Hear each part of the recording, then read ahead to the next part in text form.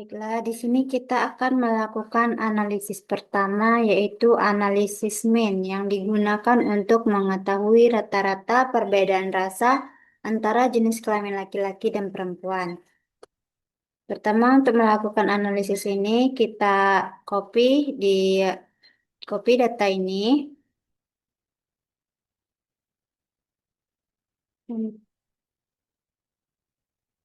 Nah, setelah kita itu Ctrl C, kita buka IBM pada bagian data view. Nah, kita klik paste with variable names. Nah, setelah itu, setelah kita lakukan copy tadi pada IBM-nya, kita masuk ke variable view-nya. Lalu di sini bagian jenis kelamin, itu yang bagian values-nya itu kita ganti, taruhnya di sini 1 untuk laki-laki,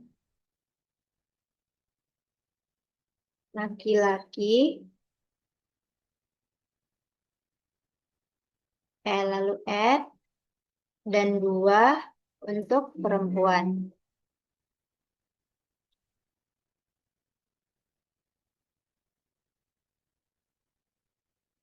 Oke, kembali ke data view. Nah, di sini jenis kelamin itu udah kategori.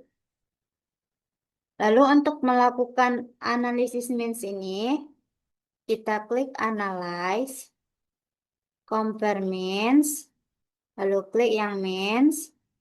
Nah, di sini rasa kita pindahkan ke dependent list dan jenis kelamin ke independent list. Oke. Di sini dapat kita lihat hasil dari analisisnya, yaitu rata-rata dari jenis kelamin rasa laki-laki itu sebesar 4,0857, sedangkan perempuan itu sebesar 4,40000.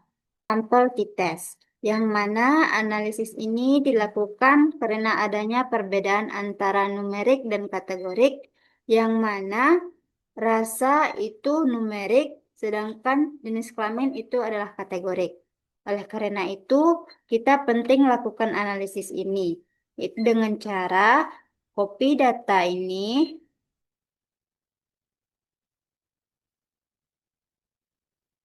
seperti tadi,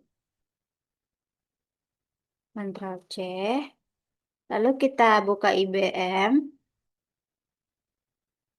klik di data view, paste with variable names. Nah, setelahnya kita klik analyze.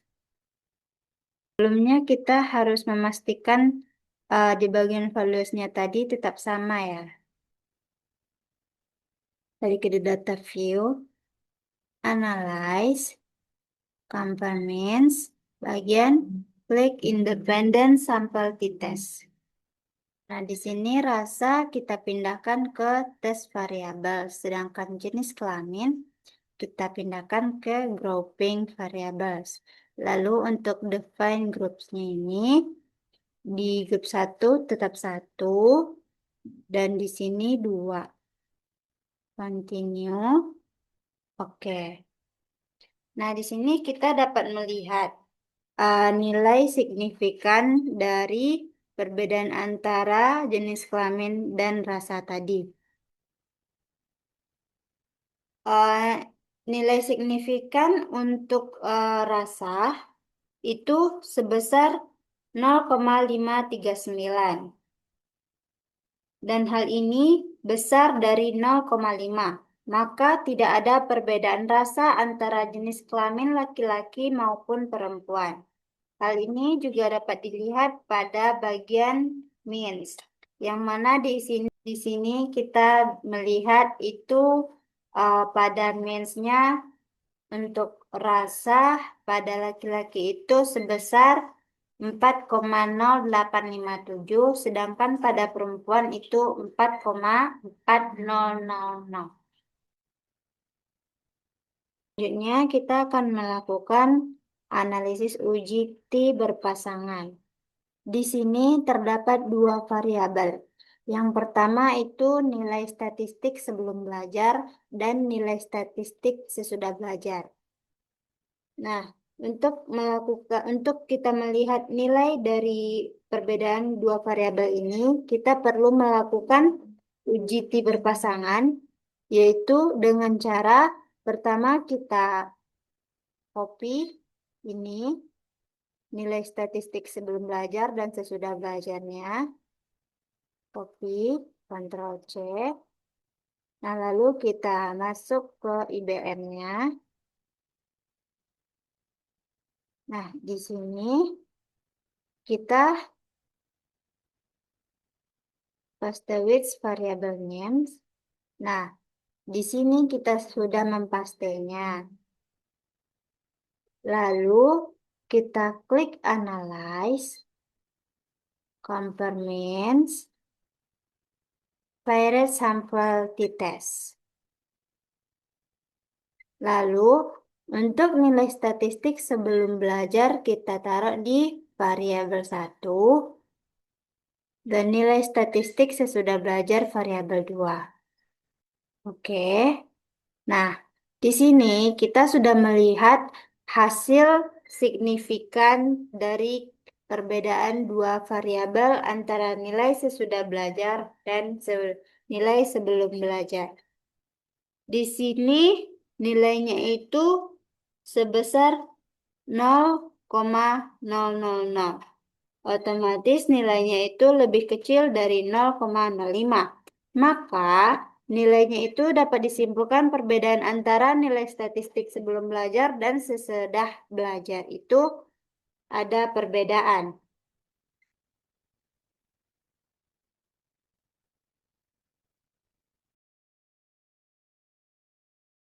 Baiklah, selanjutnya kita akan melakukan analisis ANOVA yang digunakan untuk membandingkan suatu variabel yang lebih dari dua kelompok. Perbandingan ini dilakukan dengan cara pertama-tama kita copy data di Excel ini, Ctrl C, lalu kita buka IBM. Nah, karena ini baru, jadi kita buka file baru menggunakan file data. Nah, di sini kita paste menggunakan paste with variable names. Lalu setelah selesai, kita beralih ke variable view. Nah, di sini e-commerce-nya itu di bagian values-nya itu ini kita ganti 1 untuk Shopee, add 2 untuk Tokopedia, add 3 untuk Lazada, add 4 untuk Bukalapak, dan terakhir untuk Blibli, add. Oke. Kembali ke data view. Lalu di sini inilah data e-commerce dari baju, sepatu, sendal, tas, dan celana.